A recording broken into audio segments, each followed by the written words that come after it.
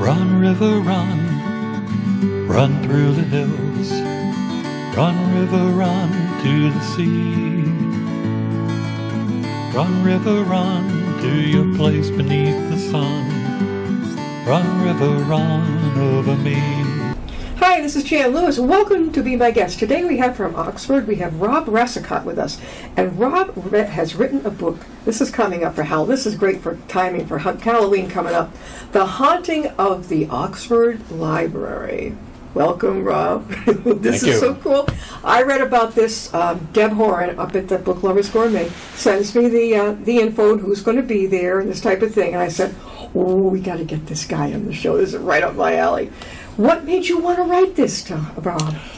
Well, I've been wanting to write about all the different legends and stories in Oxford for a while. Mm-hmm. And 10 years ago, I wrote the first book, The Legend of Carbuncle Pond, about an old Native American legend about the pond in town. And it was fairly well received and so on. And so I wanted to try to keep doing it. Unfortunately, life gets in the way, and I was working at the time. But finally, 10 years later, I was able to get another book out. And this one, I had heard stories from people who no longer work there, who had worked there, who had experienced strange things. Yeah.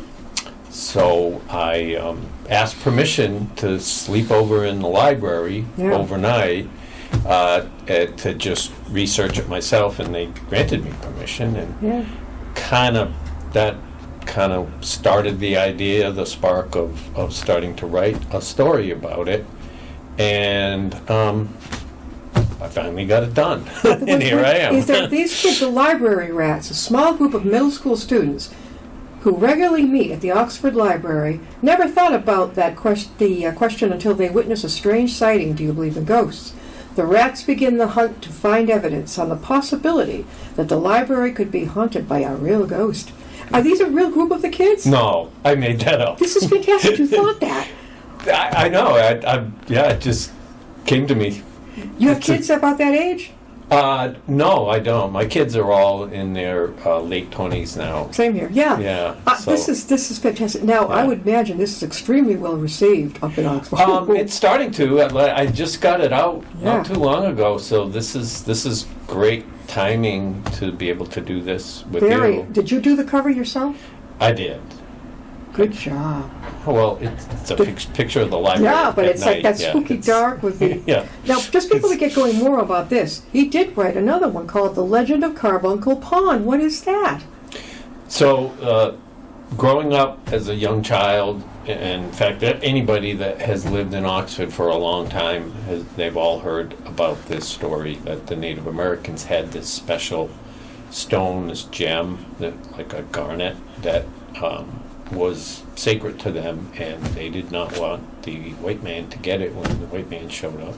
So they knew they wanted to hide it, and the story is they dropped it in the pond. The pond is a kettle pond formed from the glaciers receding in the last ice age.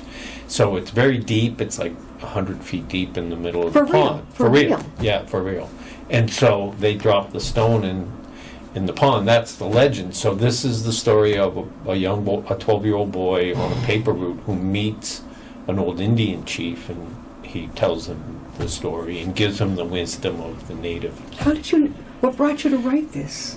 Oh, that Carbuncle Pond is a very special place to me. I grew up right across the street from it, so it's always been just a very special place. Where in Oxford is it? Off Main? It's right next to the middle school and high school of Oxford, right on Main Street. Main Street. Yeah. Near the town common, by any chance? No, it's further Yeah. north. This was his first book. It goes, 12-year-old Michael has just landed his first real job, a paper route. But this paper route forces him to go where he and his friends know is a place you should never go. I've been there with my best friend, who we almost really got in trouble. Michael must face his worst fears before he can begin a fascinating adventure of discovery about the history of the Nipmucs Is it nets or nipmunks? Nipnet. Nipnets. Well, they're a subset of the Nipmuc. They're a smaller tribe. Nipnet, okay. That means small pond people. A local Native American tribe and their sacred hidden knowledge. And he was just sharing with us about this huge old crater. I mean, haven't they made it so that nobody can fall in? No, you can swim there. I mean, when it's clean. The pond's yeah. kind of been not taken care of. No. And it's kind of turned green. Turned green. The algae. Yeah, it's kind of really breaks my heart. The Legend of Carbuncle Pond. Now, this was Rob's first book. Yes. When did you write this? 10 years ago? That came out I started writing that 30 years ago, but it came out in 2013. You waited that long to have it come out? Well, I was busy raising children and had a job. So, there you go. But I've been writing. I have tons of stories that I haven't done anything with over They're probably the last. in your head, right? You're waiting to come. Some are a lot are written down, but They I are. just haven't. This is as far as I've gotten. So today we're talking primarily about the haunting of the Oxford Library. When did you start thinking about doing this one? How long ago? I'd say maybe about 5 years ago or so. Yeah. I think I got I can't remember the date when I slept over, but Yeah. This reminds me, you're sleeping over at the Oxford Library. A show I used to love, I don't know why they took it off the air. Oh, it was one of those things like Ghost Hunters, but it was with a guy and a gal alone, and they would spend 2 or 3 nights somewhere, even overseas. I can't think of the name of it, but it had a haunting intro. Loved it. It's not on. I don't know why they took it off, but I love this kind of thing. Have you always been interested in ghosts and things like that?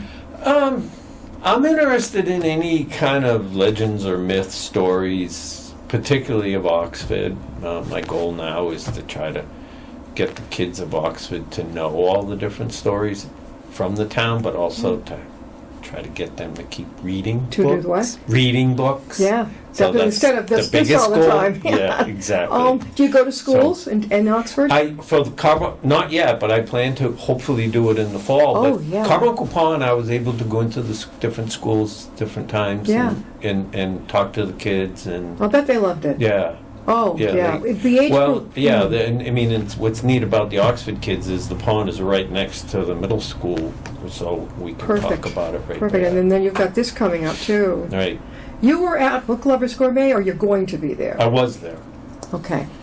Now, you've said that you have something coming up. Where are you going to be now, coming up? So I'm at the Great Notion Bookstore in Auburn, Mass. Yeah. On September 19th. And then the Oxford Library will be a reading and a signing, but also a kids' workshop to write their own haunted story. That's a great idea. So, yeah, the library's... That's October 26th. And that's going to be where now? At the library? At the Oxford Library. And the kids could come and even write their own ghost story. Right. They're gonna have a sign up and so. I love it. Yeah. So That's hopefully that draws the kids in too, and they read the book and. And maybe mommy and daddy buy the book. That's the best thing. When you were growing up, were you always interested in writing? Because you're good. Yeah, I think so. I think I was. I didn't really start doing it until after college, I guess. Where'd you go? Where'd you go to college? So I went. My undergrad was at UMass Amherst. So, What'd you major in? Chemical engineering. Oh my God, that's quite a jump to writing. So you worked in chemical engineering for years? No, then after college I joined the Air Force for 20 years. Oh, my husband's in the Air Force. Okay, all right. I did Air Force. Where were you? Were you stationed? You're too young to have been in Japan, I think. Unfortunately, I never got to go overseas. I was stationed just in the U.S. In the U.S. So yeah. Okay. So, yeah. Okay. Because I know he was in. He'll talk to you probably later. Talk your ear off about it. But that's interesting. And so you went there, and then after you left there, what did you do? So I was a professor at. I went back as a civilian I had taught at the Air Force Academy in Colorado Springs, Colorado. During my active duty time. So I went back there for maybe another 8 years after I retired from the military and was a professor. And then I went to Colorado School of Mines and taught there for a few years. while my son was there so that he got free tuition. Oh, great. And then we decided to move back home Yeah. to Oxford, my wife and I did, and I was teaching at Worcester State until a couple of years ago. What were you teaching? What subject? Chemistry. So you were really good at math and chemistry, right, in school? I liked chemistry. It Yeah, takes a brainy type of thing. I don't know. For me, oh my God, yeah. Did you do well in math in high school? High school, I was a little distracted in high school. I didn't do as great as I probably could have. But you made it to But UMass. yeah. You did that. I did. So you're not retired yet? Yeah, I am now. You yeah, are? I'm not. Yeah. Already? Yeah. Do you miss working outside the home? No. No, he goes, no. This, you can devote more of your time. I'm going to just write. I've already started the third book, and so... So we're talking with Rob Racicot, and he is the author of The Haunting of the Oxford Library, good time of the year, and his first book was The Legend, this is true, of Carbuncle Pond out in Oxford. Rob, how can they get a hold of you? Get a copy of your book, maybe? So, unfortunately, I don't have a lot of social media. I don't have any, but... So, my email is rdracicot@gmail.com. Mm-hmm. And both books are on Amazon, Kindle and print, and paperback. They can search under my name and find Sounds the good. books. Are you free to travel? Well, how far will you go if people want you to appear? I will go as far as necessary. To the moon, Beth. He's gotta go. To the moon, Alice. To the moon, Alice. Remember that? Oh my God, I remember. So you went to high school. You grew up in? Did you grow up? I grew up in Oxford. And you went to Oxford High. I did. I heard things about that school. Now we're going to talk about something a little off subject, but quickly. There were the French Huguenots. Yes. They were the French Protestants, right? Because the Catholics they were right. in France. Okay, my Right. mother's side was from France, but I believe they were the Huguenots, the Protestants. Yep. And they were, I never heard about it until recently, they were settling in Oxford Yeah, now. in 1680, they came to Oxford. Why did they leave? There was some incidents with the Native Americans. The King Philip War had been going on, and then there was, they call it the Johnson Massacre in town, although both sides killed people, but, and so they had killed a family there that had settled. And most of them decided to leave Oxford because of those tensions and went back to Boston. Boston, okay. Right, but some came back. Yeah. And then the English settlers came and they established the town in 1713. So there's a great old history because of the Huguenots arriving and so on. But but some came back and settled. So Are they still there's there? a lot of French Canadian names, French names still in French town. Canadian, okay. The French Canadians had migrated down as well, but there's still some French names from the original Huguenots in town. So, Still in town. Yeah. Does the name Chauncey Depew ring a bell? No, I'm sorry. I think he might have been a relative. He was a bigwig in, I believe, the Huguenot group, whatever. But where in Oxford is there a statue or there's a memorial to them? So there's the Huguenot fort. The fort's not there, but they have a monument there. It's up on Fort Hill Road, and it's a big square, grass area, right? Where the one of their two forts was located. Nothing on the town common. No, not that I can think of. And then there is a monument for the Johnson Massacre, the family, they call it, the family that was killed. Right. Cool. Now, we're talking again with Rob Racicot, and he is the author of The Haunting of the Oxford Library. He even stayed overnight in the library. Was that before you wrote the book or during? Well, no, it was before? Before I even had an idea. And they didn't have a problem with letting you come and stay overnight? Well, I mean, I think they ran it up the chain of command. Yeah. I had to go through, everybody. Did you have to have like a sleeping bag on the floor? Or what? Yeah. I brought a pillow and a sleeping bag. And did you hear stuff going around? I wish I could say I did. I really, really wanted to encounter a ghost. Unfortunately, I did not. And I slept underneath. There's the benefactor for the library was Charles Larned. Big picture of him in the library? No, his mother. And it's the creepiest, scariest picture you could ever imagine. It was taken way back at the turn of the 1900s. And you slept under her picture? I slept right under her picture because a lot of people think that she's the one who's walking around, who's haunting the library. I have a different theory on that. That if there's going to be a ghost, I think they're going to exist where they died. And who do you think it is? Do you think it's her? I have no idea. My idea is you've got to read the book. Yeah, I know. But I wanted to let other people. I want other people to know what you think. What I think is that plot of land has been there for a long time. Of course, the library, the Nipmucks, the library's plot of land. The Nipmucks, the Nipnets were there in town. Other farms were there long before the library. In fact, if you go back to the Huguenots, 1680, we're looking at 200 years of other people living on that plot of land. And there was, in one of the maps I found, there was a small family graveyard that appeared on one of the maps. So there was a graveyard on that lot. Any Indian graveyards? No, no, I believe it was either a Huguenot or an early English settler graveyard on that lot. Yeah. So, so then the lot gets developed to build the library, and who knows? Rob, again, how can they get a hold of a copy of your book? So it's on Amazon as Kindle and paperback. You can come to A Great Notion in Auburn, Mass. on September 19th, or you can come to the Oxford Library. September 19th was Great Notion. October 26th for the Oxford Library itself. September 9th is the Lions Club Fall Festival. I'll have a table set up there. You can buy it from there, and I'll sign it for you. Bring the kids. Bring the kids. This is a book. I wish this was out when I was in middle school or even younger. What have we got going out here? Somebody's working something. So we'll just talk louder.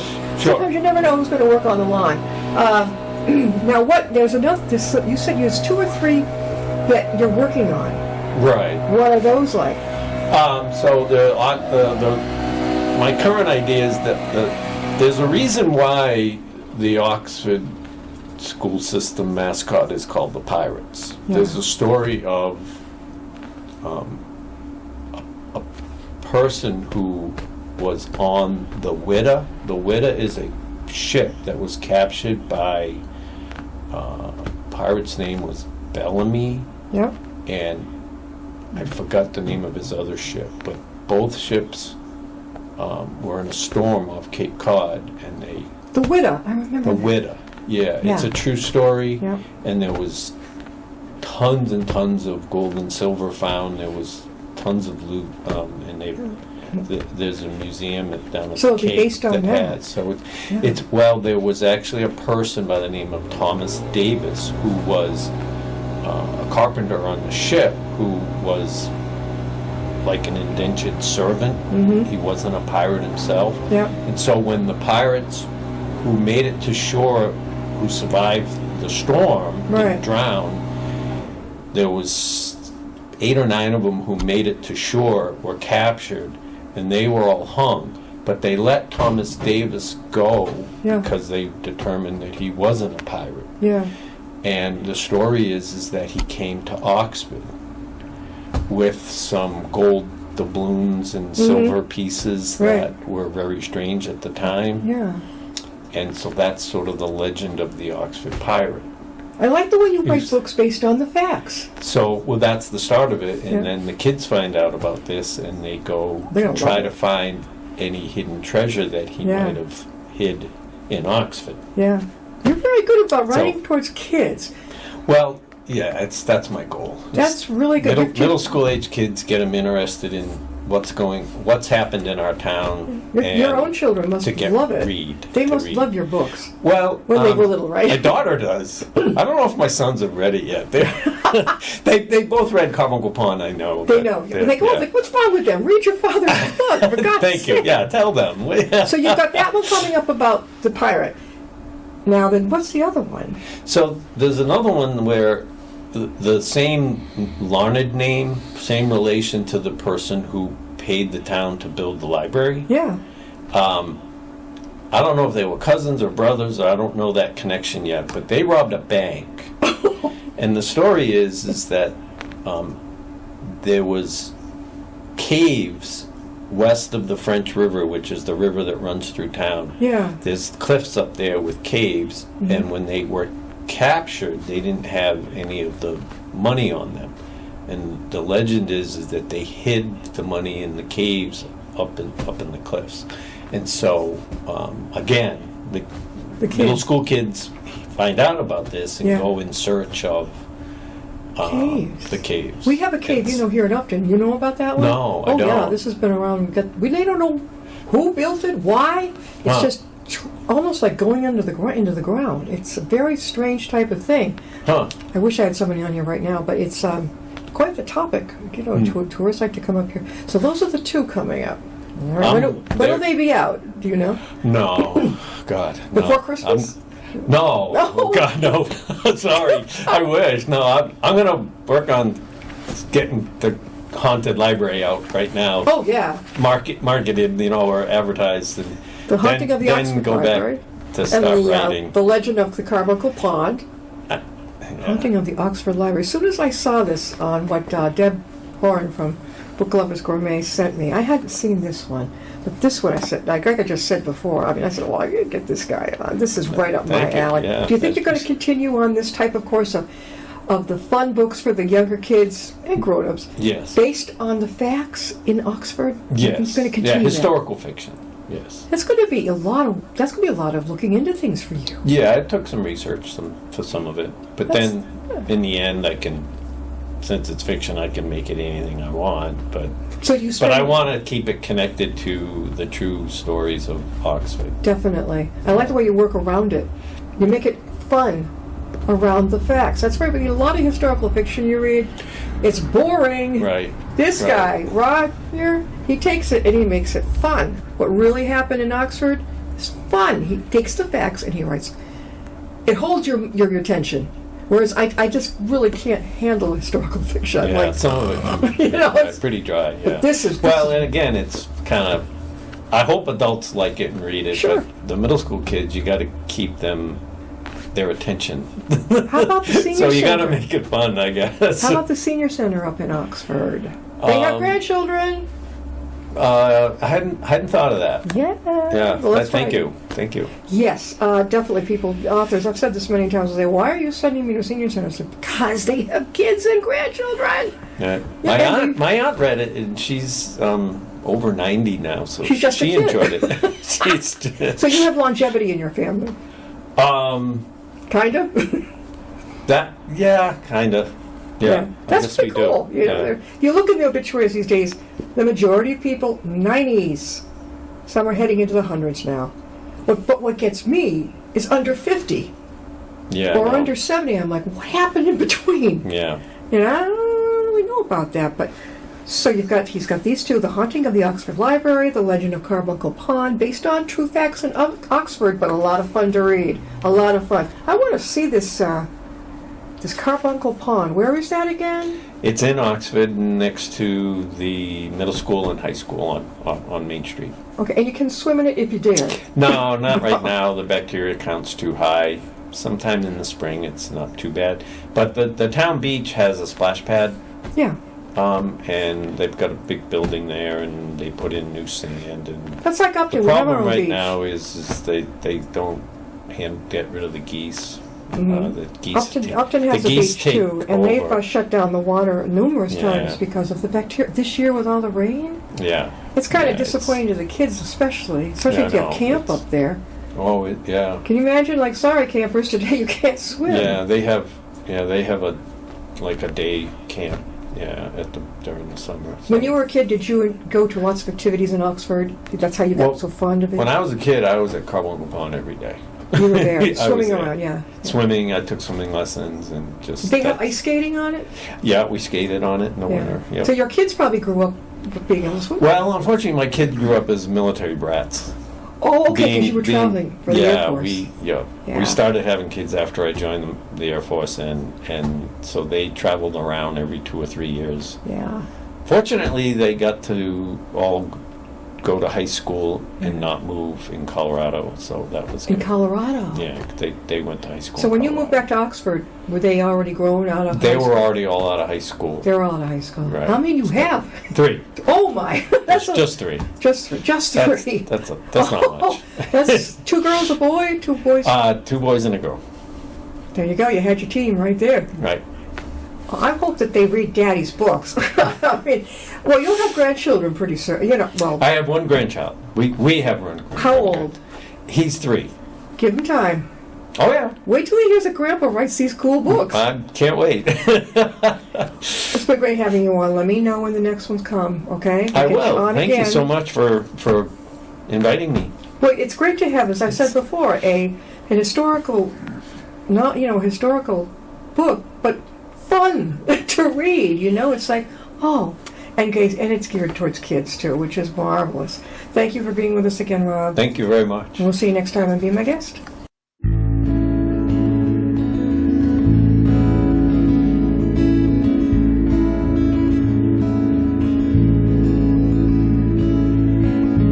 Riding on a shooting star, heading out toward a dream. Tomorrow's even closer than it seems.